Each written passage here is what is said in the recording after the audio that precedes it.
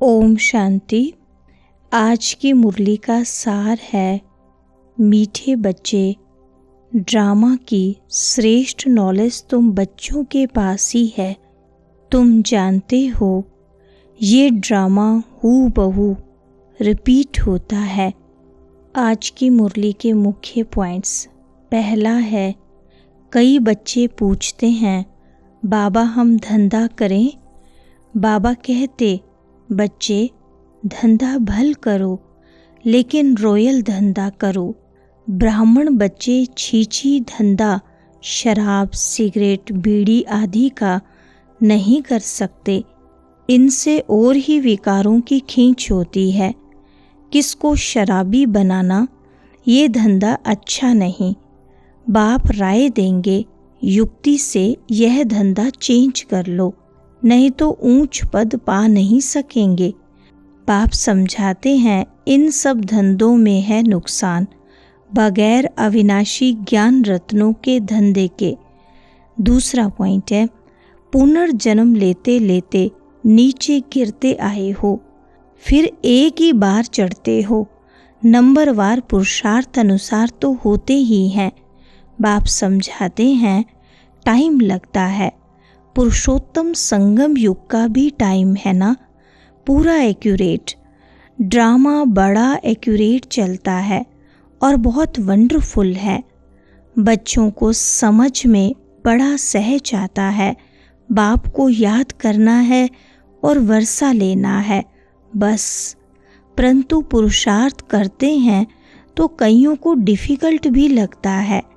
इतना ऊंच ते ऊंच पद पाना कोई सहज थोड़ी हो सकता है। तीसरा पॉइंट है, भक्ति मार्ग में भी तुम बाबा बाबा कहते आए हो, परंतु पहले बाप को नहीं जानते थे, आत्मा को जानते थे। कहते थे चमकता है भ्रुकुटी के बीच में अजब सितारा। आत्मा को जानते हुए भी बाप को नहीं जानते थे। कैसा विचित्र ड्रामा है। कहते भी थे हे परमपिता परमात्मा, याद करते थे, फिर भी जानते नहीं थे। न आत्मा के एक्यूपेशन को न परमात्मा के एक्यूपेशन को पूरा जानते थे। बाप ही खुद आकर समझाते हैं। बाप बगैर कब कोई रियलाइज करा न सके, कोई का पार्ट ही नहीं। चौथा पॉइंट है, गायन भी है ईश्वरीय संप्रदाय, आसुरी संप्रदाय और दैवी संप्रदाय है बहुत सहज, परंतु ये बातें याद रहें, इसमें ही माया विघन डालती है, भुला देती है। बाप कहते हैं नंबरवार पुरुषार्थ अनुसार याद करते करते जब ड्रामा का अंत होगा, अर्थात पुरानी दुनिया का अंत होगा, तब नंबरवार पुरुषार्थ अनुसार राजधानी स्थापन हो ही जाएगी। शास्त्रों से यह बात कोई समझ न सके। गीता आदि तो इसने भी बहुत पढ़ी है ना। अब बाप कहते हैं इसकी कोई वैल्यू नहीं, परंतु भक्ति में कनरस बहुत मिलता है, इसलिए छोड़ते नहीं। पांचवा पॉइंट है, भल ज्वारात का धंधा करते थे, परंतु फायदा तो नहीं हुआ ना। करके लखपति बने, इस धंधे से क्या बनते हैं। बाबा पत्रों में भी हमेशा लिखते हैं पद्मा पदम भाग्यशाली, सो भी 21 जन्मों के लिए बनते। तुम भी समझते हो। बाबा कहते बिल्कुल ठीक है। हम सो यह देवी देवता थे, फिर चक्कर लगाते लगाते नीचे आते हैं, परंतु अब फिर दैवी गुण भी धारण करने हैं। अपनी जांच करनी है, हमारे में कोई आसुरी गुण तो नहीं है। छठा पॉइंट है, ये बाबा भी जानते हैं हमने अपना ये शरीर रूपी मकान किराए पर दिया है। ये मकान है ना, इसमें आत्मा रहती है। हमको बहुत फक्र रहता है, भगवान को हमने किराए पर मकान दिया है। ड्रामा प्लान अनुसार और कोई मकान उनको लेना ही नहीं है। कल्प कल्प ये मकान ही लेना पड़ता है। इनको तो खुशी होती है ना परंतु फिर हंगामा भी कितना मचा। ये बाबा हंसी कुड़ी में कब बाबा को कहते हैं, बाबा आपका रथ बना तो हमको इतनी गाली खानी पड़ती है। बाबा कहते हैं, सबसे जास्ती गाली मुझे मिली, अब तुम्हारी बारी है। 7वां पॉइंट है, बाप हमारे द्वारा स्थापना करा रहे हैं, फिर हम ही राज्य करेंगे। बाबा को थैंक्स भी नहीं देंगे। बाबा कहते हैं, ये भी ड्रामा में नूंद है, मैं भी इस ड्रामा के अंदर पार्टधारी हूँ। ड्रामा में सबका पार्ट नूंदा हुआ है। शिव बाबा का भी पार्ट है और हमारा भी पार्ट है। थैंक्स देने की बात नहीं, बाप को याद करना है। मंत्र ही यह है, मन मना भव मध्य जी भव।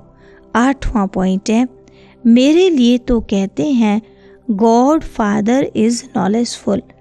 मनुष्य यह भी जानते नहीं हैं कि बाप में क्या नॉलेज है। अभी तुमको सारी सृष्टि के आदि मध्य अंत की नॉलेज है।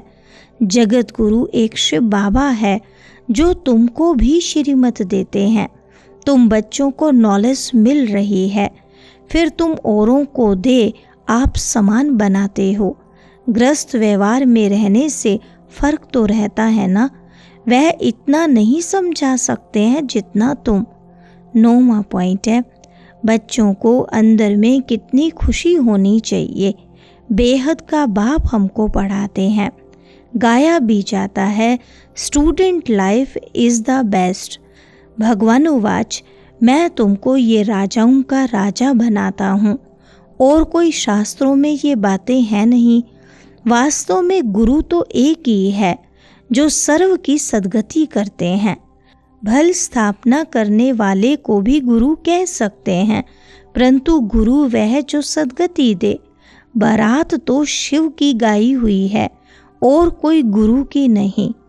वरदान है, बुराई में भी अच्छाई का अनुभव करने वाले निश्चय बुद्धि बेफिक्र बादशाह भव।